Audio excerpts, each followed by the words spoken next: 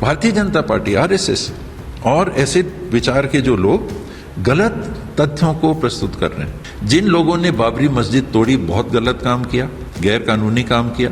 तथ्यों को तोड़ मरोड़ के और गलत तरीके से लगातार रखा जा रहा है। मुझे नहीं मालूम था कि सुप्रीम कोर्ट के एक भी जज के हस्ताक्षर उस फैसले में नहीं हुए थे और आज तक सार्वजनिक तौर पे कोई जज ये नहीं कह रहे कि फैसला लिखा किसने था। आर्कियोलॉजिकल सर्वे ऑफ इंडिया ने भी लिखित में इस बात को कहा है कि हमको नहीं, हमारे पास ऐसी कोई पुख्ता जानकारी नहीं है कि बाबरी मस्जिद के नीचे राम मंदिर था। पूर्व उप मुख्यमंत्री टीएस सिंहदेव जब भी कोई बयान देते हैं वो राजनीतिक गलियारों में हलचल मचा देता है। इस बार भी टीएस सिंहदेव ने मस्जिद को लेकर जो बयान दिया है उसे भाजपा पोस्ट के जरिए वायरल कर रही है, साथ ही साथ इसे हिंदू विरोधी भी बता रही है। ऐसे में टीएस सिंहदेव इस बयान को लेकर क्या मत रखते हैं, इस बयान को देने के पीछे उनका मकसद क्या था, ये जानने के लिए हम चलते हैं टीएस सिंहदेव जी के पास। पार्टी की बैठक थी, जरिता जी ने मीटिंग बुलाई थी, हम लोग सब उसमें भाग ले रहे थे और आज के समय में जिस तरह से गलत बयानी, तथ्यों को तोड़ मरोड़ के और गलत तरीके से लगातार रखा जा रहा है और जिससे मुझे लगता है कि देश के सामाजिक ताने बाने पे बहुत विपरीत प्रभाव पड़ रहा है, उसमें समय आ गया है कि लोगों को सही बात बोलना चाहिए। जो बात है वो सही बात भी आम लोगों के सामने पहुंचानी चाहिए। मैंने जो बोला सोच समझ के बोला कि पार्टी का फोरम है, पार्टी के ब्लॉकों से वरिष्ठ जन आए हैं, साथी आए हैं, लीडर्स हैं, कार्यकर्ता हैं, उन तक भी वो बातें पहुंचनी चाहिए जो कई मुझे नहीं मालूम।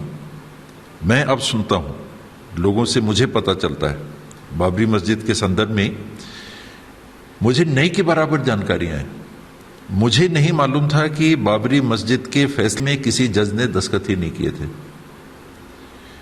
बाबरी मस्जिद की घटना घटे कितने साल हो गए और सुप्रीम कोर्ट का फैसला आए कितने साल हो गए। मैं एक वरिष्ठ जिम्मेदार जनप्रतिनिधि माना जाता हूं, जिसमें लोग देखते भी होंगे कि भाई बाबा क्या बोल रहे हैं, जानकारी देते होंगे, बाबा के पास जानकारी होगी तो चलिए वो क्या बोल रहे हैं सुनते हैं। मुझे नहीं मालूम था कि सुप्रीम कोर्ट के एक भी जज के हस्ताक्षर उस फैसले में नहीं हुए थे और आज तक सार्वजनिक तौर पे कोई जज ये नहीं कह रहे कि फैसला लिखा किसने था। मुझे नहीं मालूम था। तो ये बात लोगों तक जाननी चाहिए कि नहीं जाननी चाहिए। उसी फैसले में मुझे नहीं उतना मालूम था। 72 साल का टीएस सिंहदेव, जो कि एक लीडर माना जाता है, एक अगवा माना जाता है, समाज में भी अगवा माना जाता है, पार्टी में भी अगवा माना जाता है, मुझे इस बात की जानकारी पुख्ता नहीं थी। ये जो फैसला ये केवल बाबरी मस्जिद के संदर्भ में है और 1991 का जो प्लेसेस ऑफ वर्शिप एक्ट है उसको प्रभावित नहीं करेगा, वो कानून बरकरार रहेगा। ये केवल अपवाद के रूप में, इसको फैसले के रूप में हम सुना रहे हैं। मुझे एक सीनियर जिम्मेदार जनप्रतिनिधि, समाज का व्यक्ति, मुझे इस बात की जानकारी नहीं थी। मैं सार्वजनिक इस बात को अब साझा कर रहा हूं। मैंने क्यों बोला कि जब मुझे नहीं मालूम तो होगा, हो सकता है लाखों लोगों को नहीं मालूम होगा, तो उनको मालूम होना चाहिए। जब वो फैसला करें, जब वो सोचें इस बारे में, तो उनको ये बात मालूम होनी चाहिए। मेरे को और पढ़ना है, लेकिन मुझे बहुत जिम्मेदार स्रोतों से जो जानकारी मिली वो ये कह रही है कि उसमें फैसले में या तथ्यों में ये बात सामने आई है कि गवर्नमेंट ऑफ इंडिया, भारत सरकार ने ये कहा कि हमारे पास कोई तथ्य नहीं है कि बाबरी मस्जिद के नीचे राम मंदिर था। आर्कियोलॉजिकल सर्वे ऑफ इंडिया ने भी लिखित में इस बात को कहा है कि हमको नहीं, हमारे पास ऐसी कोई पुख्ता जानकारी नहीं है कि बाबरी मस्जिद के नीचे राम मंदिर था। मुझे इसकी भनक भनक थी, पूरी जानकारी नहीं थी। आज लोग कह रहे हैं कि ऐसा था, ऐसा है, ऐसा लिखित में है। तो लोगों को ये बात मालूम होनी चाहिए कि बावजूद इसके कि गवर्नमेंट ऑफ इंडिया कह रही है कि हमको नहीं मालूम कि उसके नीचे राम मंदिर था कि नहीं। अगर ये सही बात है, मैं और पढ़ूंगा। आर्कियोलॉजिकल सर्वे ऑफ इंडिया कह रहा है कि राम मंदिर नीचे उस बाबरी मस्जिद के था। हमारे पास तथ्य वैसे नहीं है, फिर भी सुप्रीम कोर्ट ने फैसला किया, यानी तथ्यों पे नहीं किया कि राम मंदिर नीचे था इसलिए हम बाबरी मस्जिद का जो विध्वंस हो गया है वो ऐसे ही रहेगा और वहां पर राम मंदिर अब बन जाए। मुझे नहीं मालूम था। तो ऐसी बातें और बहुत सारी ऐसी बातें उस फैसले के संदर्भ में जो मुझे नहीं मालूम थी और अब एक एक करके कुछ बातें सामने आ रही हैं। तो मेरा ये दृढ़ विश्वास है कि ये जानकारियां सब लोगों को होनी चाहिए। इसमें हिंदू होना और हिंदू समाज के विपरीत किसी बात को कहना का कण भर भी बात नहीं है। एक तथ्य, एक फैसले में क्या हुआ क्या नहीं हुआ ये बात सामने आनी चाहिए। गलत तथ्यों के आधार पे ना तो हिंदू समाज है, ना हिंदुत्व है, ना हमारा धर्म है, ना हमारी परंपराएं हैं। ये ठोस आधार पे हैं, तब इतने सारे आक्रमणकर्ता और लोग आके जो देश में बस गए। हजारों साल में जो ये प्रक्रिया चलती रही, बावजूद उसके हमारी जो मूल, जिसे हम धार्मिक विचारधारा कहते हैं, उसमें तनिक भी अंतर नहीं आया और आज वैसे ही जीवंत है वो।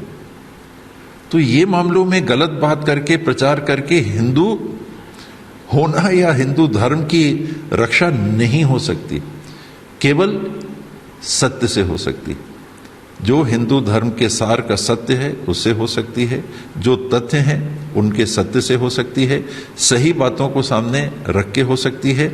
इन सारी बातों को ध्यान में रखते हुए सुप्रीम कोर्ट में बिना किसी जज के दस्तखत के, बिना आज तक ये कहे कि वो फैसला लिखा किसने, उनने एक ये निर्णय किया कि 1991 का जो प्लेसेस ऑफ वर्शिप एक्ट है वो बिल्कुल बरकरार रहेगा।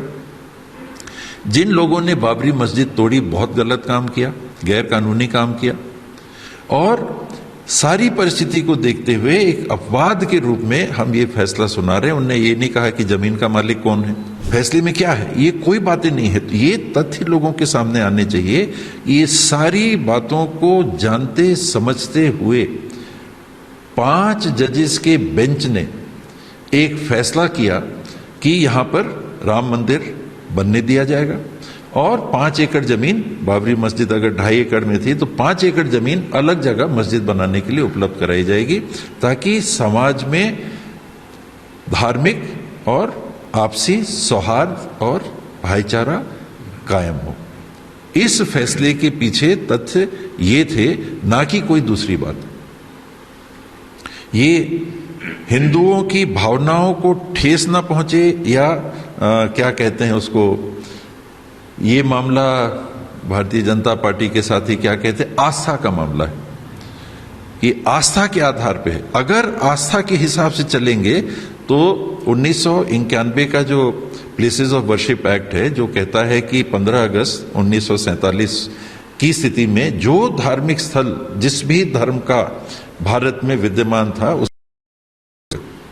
अगर आस्था की बात होगी तो मैं कहूंगा कि नहीं, ये तपस्या में मंदिर बनना चाहिए, मेरी आस्था है। फैसले ने नहीं कहा, सुप्रीम कोर्ट के फैसले ने कहा कि ये सारे मामले के सौहार्दपूर्ण निपटारे के लिए हम ये फैसला दे रहे हैं। ये बातें और बहुत सारी इसके अंदर बातें हैं जो सामने आनी चाहिए, लोगों के, देश के नागरिकों के सामने आनी चाहिए, ताकि वो निर्णय कर सकें।